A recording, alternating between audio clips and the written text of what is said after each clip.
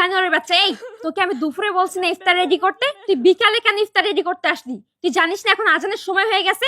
এখন কেন আসছিস ইফতার রেডি করতে? রাজিয়া, ও তুমি আসছো? কাজের মেয়ের সাথে এসব কি করছো তুমি? কি করছি দেখো না, এই কাজের মেয়ে ছোট লোকের বাচ্চাকে আমি বলছিলাম দুপুরে ইফতার রেডি করতে, এখন আজান দিবে, এখন বলছি ইফতার রেডি করতে পারবে না, অসুস্থ। এখন বলো তো আমি কিভাবে ইফতার করব? আর তুমিও তো অফিস থেকে চলে আসছো, কোথা থেকে ইফতার দিব তোমাকে? এই চুপ করো। তাই বলে কি তুমি কাজের মেয়েকে চুলার আগুনে পুড়িয়ে ফেলবে? তো কি করব? ইফতার না করে থাকবো? এই কাজের লোকের বাচ্চা সকাল থেকে অসুস্থতার ভান করে বসে আছে, কোনো কাজ করছে না। আর তুমিও তো অফিস থেকে চলে আসছো, তাছাড়া আজান দেওয়ার সময় হয়ে গেছে, এখন আমি কি ইফতার করব? তোমাকে কি ইফতার দিব?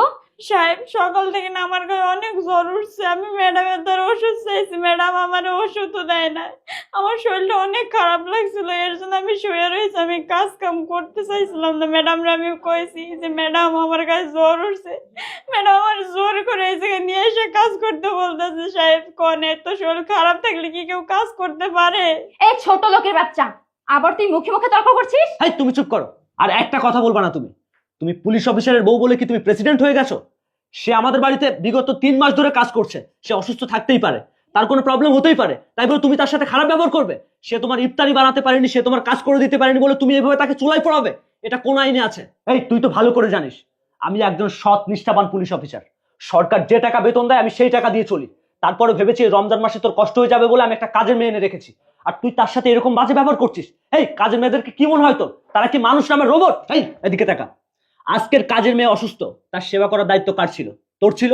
তুই যখন অসুস্থ হয়ে পড়েছিলি প্রত্যেকটা দিন সে তোর সেবা করেছে, তুই তার একটা ওষুধও কিনে দিস না কেন? তুই যে আমার বউ, আমার ভাবতে ঘৃণা হচ্ছে।